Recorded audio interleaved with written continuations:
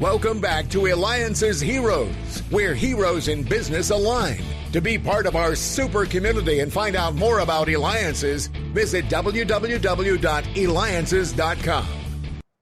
That's right. And thank you, too, for continuing watching, commenting. Go anywhere. We're all over 50 outlets now, AM and FM. And thank you for the feedback I continue to have when I interviewed Lee Steinberg from Steinberg Sports.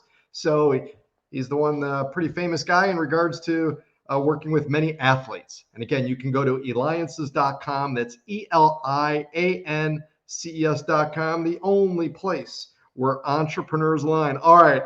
I'm super duper excited about our next guest today.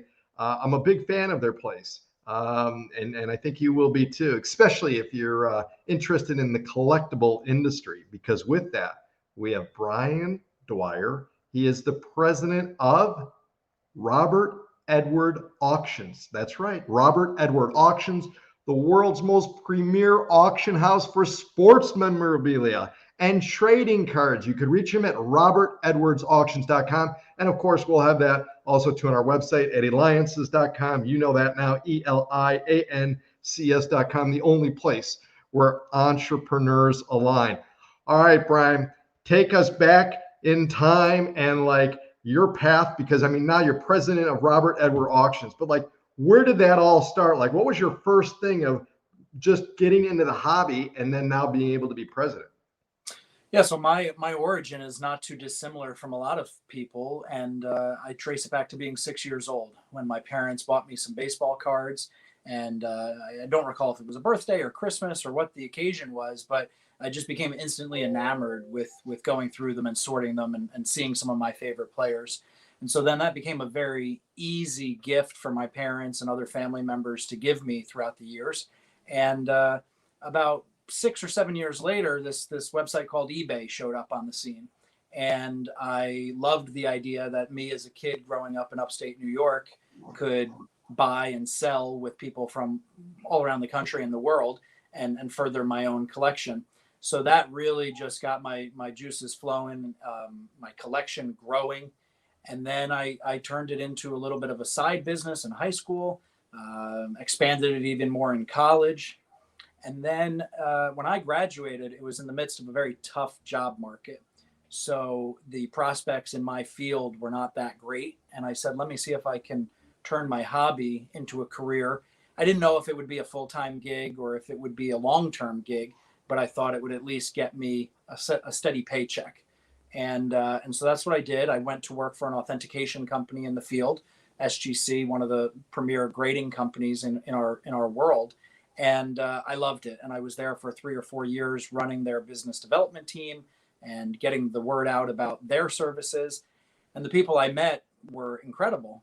But I missed that buying and selling that I had been doing because as a third-party authenticator, we were prohibited from buying and selling cards. You know, we were supposed to be this neutral arbiter.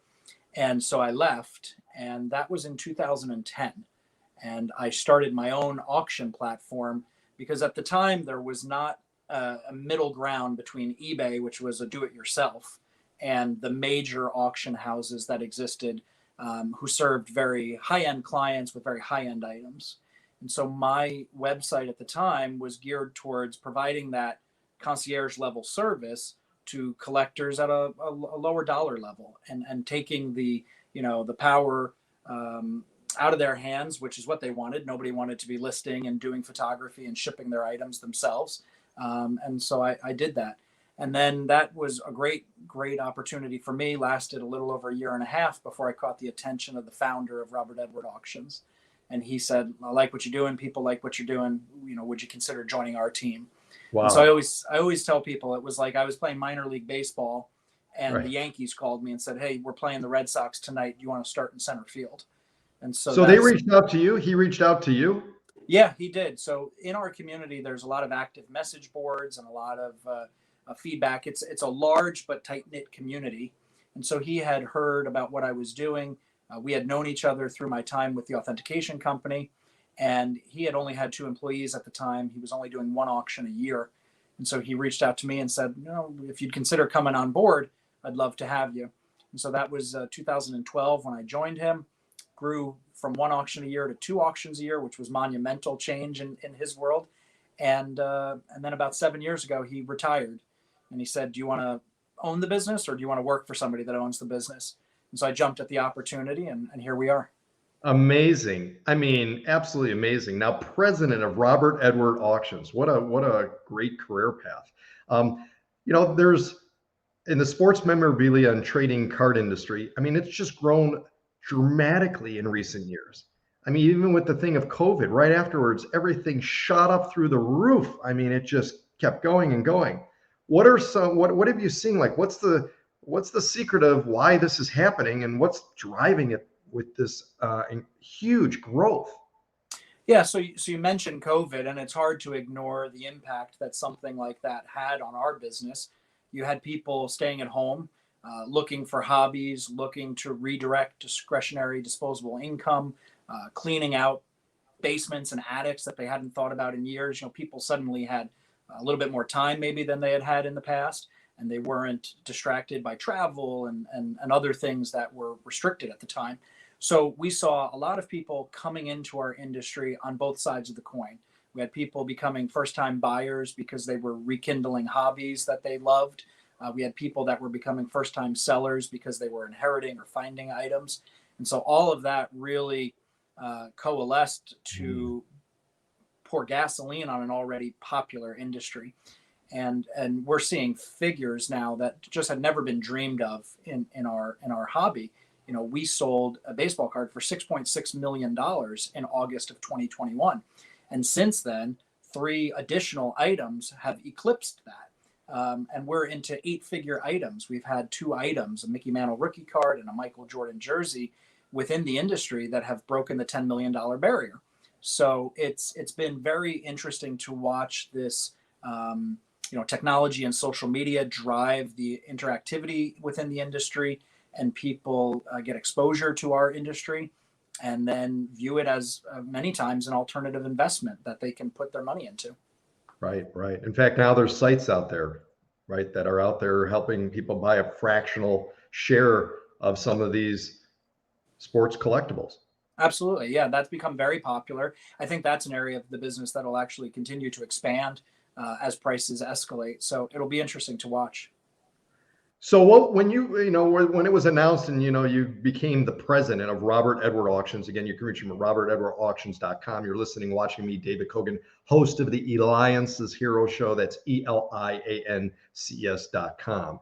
What was like, you're sitting at the chair, you're like, okay, I'm president. This is a childhood dream. It all started when I was so young, and here I am. Like, what's going through your mind? And then how do you decide even what to do next? So I was thrilled, obviously, like you alluded to. It was the realization of a lifelong passion and thought process. I never knew where it would end up. I went to college thinking I was going to be an investment banker or an accountant, and here I am selling baseball cards every day. But I loved it, and I relished the opportunity, and I really seized the opportunity. So it was important for me as someone on the younger side of the industry to prove myself. It was important for me to leverage all the years of experience and knowledge that I had to, make our offerings better and make my employees better and make our clients better. And so I really enjoyed the challenge, and I really enjoyed the opportunity. And what we've been able to accomplish in the last 7 years, in my opinion, has been remarkable. I mean, we've grown revenue 600%. We've grown from 1 auction to 10 auctions a year. Our consignor base is up, our bidder base is up. So really every metric, we're very fortunate, has expanded dramatically. So what areas, it's sports, there's cards, there's bats, there's jerseys. I mean, like all this stuff. What should people be looking at now of acquiring? Like what's hot now, and what do you see is in your crystal ball that'll continue to go up? Well, I always tell people if I knew the answer, I'd be sitting on a beach somewhere. But my best guess is that we'll continue to see the very best quality and the most rare items continue to appreciate. That's what's driven our industry over the last decade or so. People honing in on rare items at the top of the condition spectrum, and really paying up for quality. And so I think that'll continue. you have blue chip guys like Mickey Mantle, who's right behind me, and Honus Wagner and Babe Ruth and Jackie Robinson within baseball. And then they have peers in the other sports who will always be known and appreciated and dominant, in my opinion, within the market. But I think an area that has started to get some traction recently, and I've been advocating for it for a while, has been game used memorabilia. The fact that for many, many years, a rookie card of a player outsold the jersey that he wore on his back was always mind boggling to me.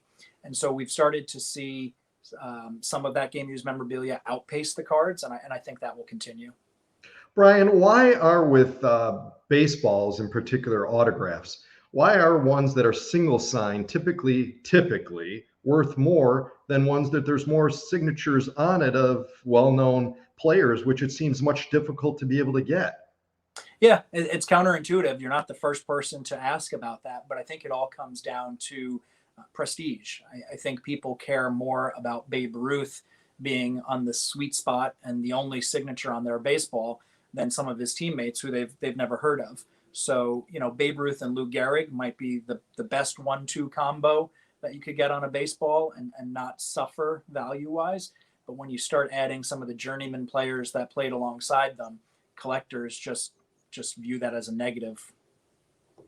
And in regards to signed stuff, all right, let's take Babe Ruth, Honus Wagner, Ted Williams, the other ones that you mentioned. Should we try to acquire balls, bats, jerseys, shoes? I don't know. Cards? So I'll give you an idea, and it's something that I've done in my personal collecting journey, and it's something that I've advocated other people do.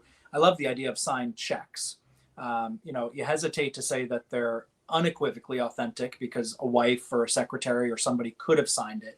But by and large, the players were signing their name to those checks and legal documents. And so authentication and authenticity is a big issue in our industry. And in my career, I have seen only one or two checks and legal documents that have not passed muster, as opposed to dozens or hundreds of bats and jerseys and baseballs where fraudsters have come in and tried to replicate those signatures. So whatever your medium, ultimately, we tell people search out items that are authenticated by the best authenticators, whether it's PSA DNA or Beckett Authentication or James Spence Authentication.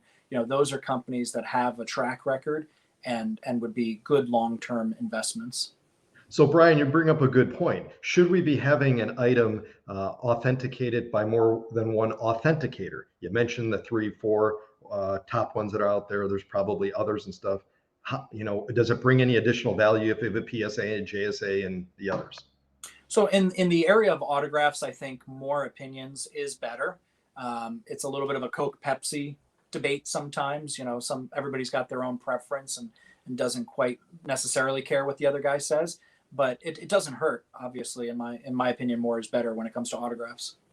And it's such a challenge. They've come out now, right, with those machines that could do, handprint your auto to send out, greeting cards and all that. So who's to say that can't be used on other items, right? I mean, it's becoming probably more challenging for the authenticators. Yeah, and so it just goes back to technology, man. Technology is driving our business forward, and technology has changed the game on so many levels. But it's also, the fraudsters have access to the same technology. So it's trying to stay ahead of them and trying to prevent them from infiltrating our market that keeps everyone on their toes.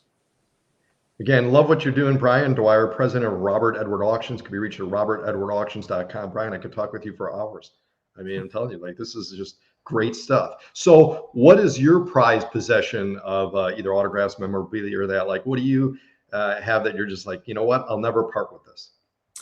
So I think that I will die with my 1952 Topps Mickey Mantle. That card behind me is a card that I grew up as a kid idolizing and coveting. And I bought my first copy, which was all creased up, as soon as I had saved enough money to do it as a 20-something. And I've owned better copies since then, and I've owned multiple copies at the same time. But I can never quite bring myself to sell the first one that I got.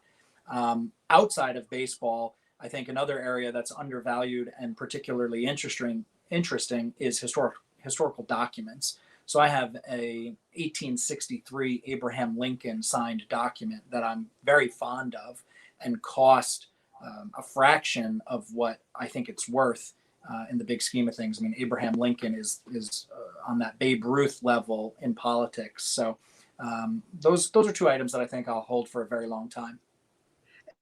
Find a ton of balls, right? I mean, just tons. I see pictures of these ones, right? He's got all these balls and just signing away. So there's so many of them out there, yet it still seems to continue to go up in price. Yeah, so there's a tremendous supply, but the demand outpaces that supply. He was a prolific signer, but everybody wants a piece of him. And, I'm guilty. I have one myself. Wow. I love, again, what you're doing here. Truly incredible. And so what's next for REA? Again, Robert Edward Auctions. Like, where do you see, as you need to continue, right, to improve and all that within the company, like, where do you go? Yeah, so we've been very fortunate, as I alluded to in a couple minutes ago, in our growth. I mean, it's been very steady and great to watch and great to work on. 2023 for us, we're very bullish on the market. We're very bullish on REA's trajectory, and for us, it's expanding our footprint. We just recently added someone on the West Coast, so now we have representatives throughout the country in 4 different locations. It's continuing to invest in technology to further the services that we can offer our clients. And it's staying up to date with what the market demands. You know, if NFTs become a big thing, it's going to make sure that we have the expertise to play in that sandbox, so to speak. So Incredible. it's really doing a lot of what we've been doing, but just staying up to date. Excellent. Well, Brian, you leverage your lifelong love of collecting to continue to grow REA. That's right, Robert Edward Auctions. That's a hero. Brian Dwyer. Reach out to him at the world's most premier auction house, sports memorabilia, and trading cards. RobertEdwardAuctions.com. This has been David Kogan with the Eliances Hero Show. But Brian, you got to dance with me too, all right?